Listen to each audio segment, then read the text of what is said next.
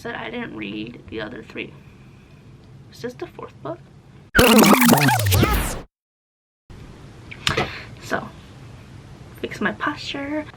Welcome back, everyone. Welcome to my channel. I'm Yoon, and this is my channel where I talk about books and everything else. This video, I'm actually gonna just talk about my thoughts on reading Breaking Dawn, and specifically my thoughts on having read Breaking Dawn without having read the rest of the Twilight Saga. And also, one thing I knew was a problem but I never really got around to fixing was the fact that when I'm filming, I always do know what I would like to talk about, but I never write it down, so that I end up forgetting everything or just not mentioning the things I did want to, and then it ends up being like super messy. So I actually wrote down like a mini outline of what I want to talk about, so you'll see me occasionally glance off camera to like just see it. But yeah, so as you could probably hopefully tell from the title, I had to read Breaking Dawn for an assignment for one of my classes, and it was very interesting. Like, I don't think I could even rate it because I genuinely don't really know what to think about it. If I had to rate it, I can't even rate it. Like, I don't like it was bad, but I don't really in a way that like I don't really care for. So I'd probably rate it, if I had to, maybe like a 1.5 to a 2. It's just I have no words. I have nothing for it. I have nothing that much against it. It's just a book. It was just a story to read about. It was really okay. It was really funny and really interesting to read this for like specifically for class, because we have to like analyze it critically, like read it critically and all that.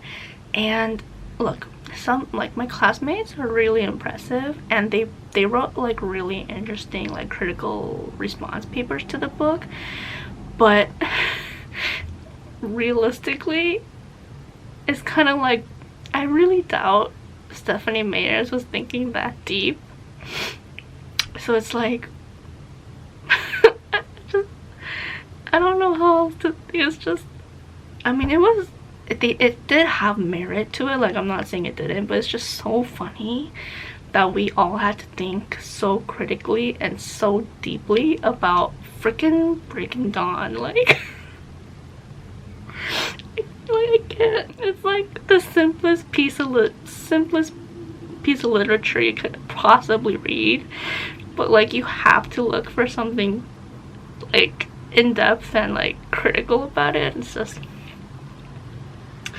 It's just fun. So like a lot of them did have like really interesting ideas and analysis of it, but my professor, the funny thing is that my professor would ask like all these really deep questions, and like honestly we all tried answering it but personally I was thinking like, I think that's just a plot hole.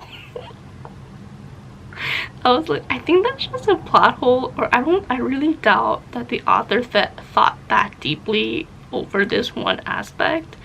And it was just so,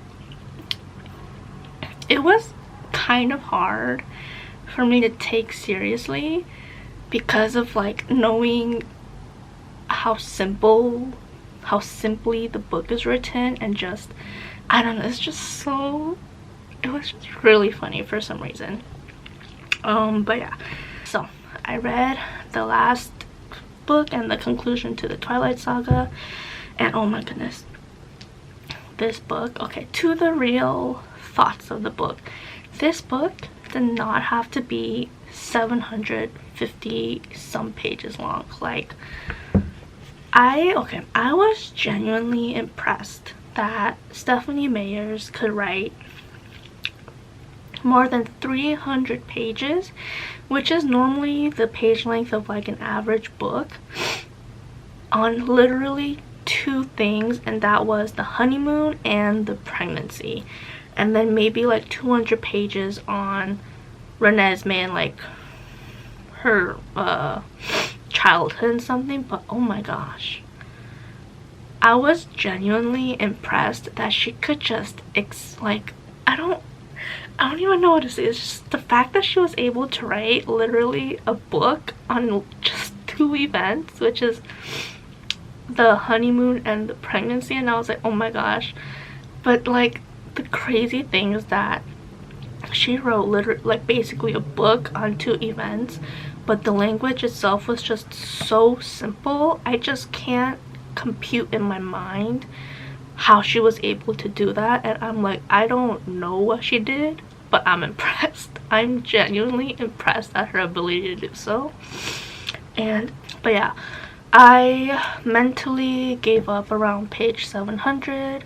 I literally could feel myself unable to go further, but because it was for like an assignment, I like had to force myself. But oh my gosh, I felt my mind shut down at page 700, and I was so shocked that what I thought would be the biggest climax and like the big showdown, it happened so late in the book. I was so taken aback. I was like, I really thought that the big showdown between the Cullens and their allies and the Volturi and their witnesses would just come to like, would take longer or like have a much larger conflict and showdown, and then it was like 100 pages only, I think, if I'm remembering it. And I'm like, oh my gosh, I was reading the book, and at page 600 I was like, are we not gonna have the big showdown? Like, what is going on?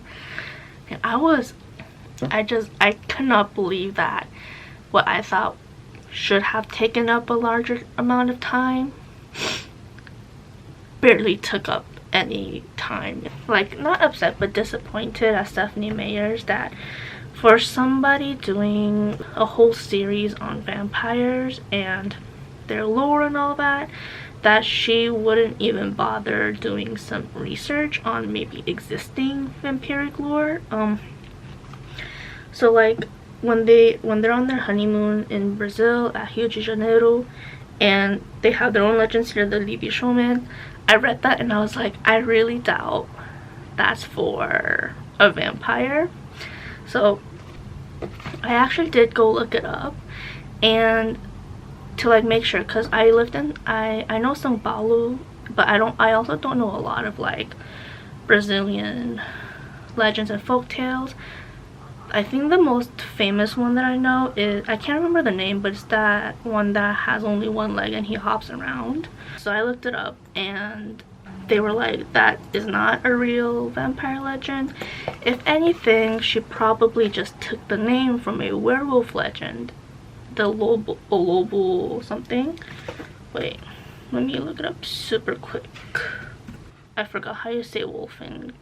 okay, so it's like, they say the closest name wise is the lobisomem, and I was just like, bruh, you couldn't even try looking up a real potentially existing vampire legend. And yeah, I thought that was just let's go back to my points I would like to talk about script. So yeah, so I thought that was disappointing. One thing I was surprised about was how much of a better male lead interest Edward seems to have been than Jacob. Like, obviously, like I said, I didn't read the other three. Is this the fourth book? I think so. I didn't read the other three books, so I only know from what I've seen from clips or people talking about Twilight of the two love interests, and that how there's like, you know, Team Edward versus Team Jacob. From Breaking Dawn, I was more Team Edward. Like, I don't know what people are gonna think about that, but yeah, because Jacob is like really a big red flag in this book, and that's the biggest thing I didn't really like reading his, like being in his mind for book 2, because it was really uncomfortable seeing how he's basically racist. Like, obviously there's some big war between vampires and werewolves and all that, but, and who knows if it was like Meyer's attempt to humanize vampires, specifically the Cullens, more, and make Edward like as a more acceptable or more attractive male interest.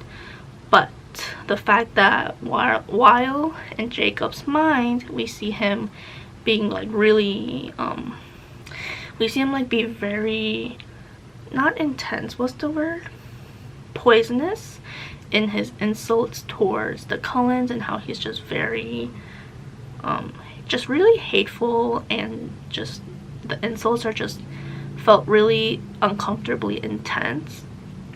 So it could have been a fact to, like, you know, like I said, make Edward more attractive as a male interest or something, or just maybe show how within the werewolf versus vampire war, the Cullens are an anomaly because they are more humane, or they're more advanced in a sense about it. But yeah, so I thought that was really uncomfortable to read about. Specifically when you know that later he imprints on a half human, half vampire person. Jacob was just kind of also pretty boring. It was his whole story here with Renesmee is also so freaking weird. Like, he tried so hard to justify his relationship with Renesmee as not being romantic, and like so have other people, but if you think about it, he says now, like he's like, right now that's not what I'm looking for. But because you're saying the word now, it makes it even worse, because it's saying later you will want to do a romantic relationship, which is weird, because this then goes into like the whole topic of like you're kind of grooming her then. And like, it doesn't matter that Renesmee is developing faster than the average human. It's just a really weird direction that the author went into. And even though I said that throughout the book Edward seemed like the better love interest, it was still kind of weird for a reason I'm not really sure of myself. But it was kind of weird how he was such a gentleman. Like, it was just weird, like the extent of what a gentleman he was throughout the story, because it was like trying so hard to sell Edward as like the ideal male, or the ideal love interest, or type of person you want to go for in real life. So it's just, it was, I don't know, it was weird. Granted, I also forgot a lot of like what I've read, because I didn't really need that in my head anymore. But yeah, that was really weird. It was very cringy. Because like, of course, Bella's mind powers as a human transfers into her like a natural ability to have such a smooth transition into a vampire and all of that. And then of course, like, her daughter loves her immediately after she's born, even before she's born. And of course she gets like the perfect breakup to this weird love triangle that's been coming up throughout the entire saga, because even though it's weird, it explains why Jacob was attracted to her, because he was waiting for her baby and all of this and all of that. It's just how it works, how everything just works out. I don't want to say fun, but it's a very easy book to get through if you're not thinking hard about.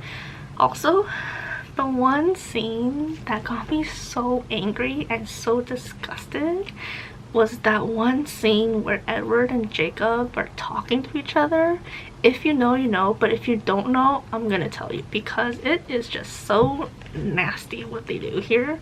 So the thing is, Bella is pregnant, and she is struggling in the pregnancy because at this point they haven't found out that, because they haven't like taken into account that since the baby's half vampire, she might want blood. So then like Bella's technically dying in order to give nutrients and all that to the baby, and the baby at the same time is kind of like breaking her body.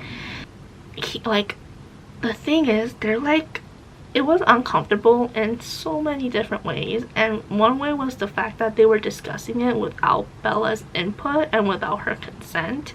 And I think from what I'm remembering, aborting the child and then saying that if it's a child that Bella wants, it doesn't have to be this one, but we can't give her another, like I can't sleep with her again to give her another child. And basically he's like, you still like Bella, right? How about you sleep with her and like get her pregnant with your baby? And I was like, oh my gosh, you did not just say that. Like, screw it being your love for her, you did not just say that. Like, that was the nastiest thing I ever read. And then to make it worse, Jacob does think about it, but that does not give him credit, because in the end he agrees. And it's just so horrifying that these two men in their love for Bella would discuss something like this without her and without her consent, and just like even offering that, like, it's just so gross and horrifying that I was like, screw any of your guys' team. Like, I know I said I was team Edward, but honestly, screw both of you. Like, I don't know, you both suck. So anyways, that's all of my thoughts for Breaking Dawn, and it got me interested that I do want to read Twilight. And let me just say that I never would have read the Twilight Saga had it not been for this class and this assignment, but now I'm like kind of interested. I'm like I've become intrigued to want to read the saga from the start, because I also want to read Midnight Sun, because my sister says it's like hilariously dramatic and it's just so funny and definitely not one to be taken seriously. But I've become intrigued. So for now, Twilight is on my TBR. Will I read it anytime soon? I don't know, because it is like almost 500 pages and I'm absolutely shocked that the first book is that long. But yeah, so those were my thoughts on Breaking Dawn, specifically Breaking Dawn without having read the rest of the saga. And yeah, let me know what you guys thought about either the saga or Breaking Dawn. And I know I said this before, but I really am gonna try to do weekly videos. But yeah, so that was it for this video. I hope you like and subscribe, and I will hopefully see you next week. Bye.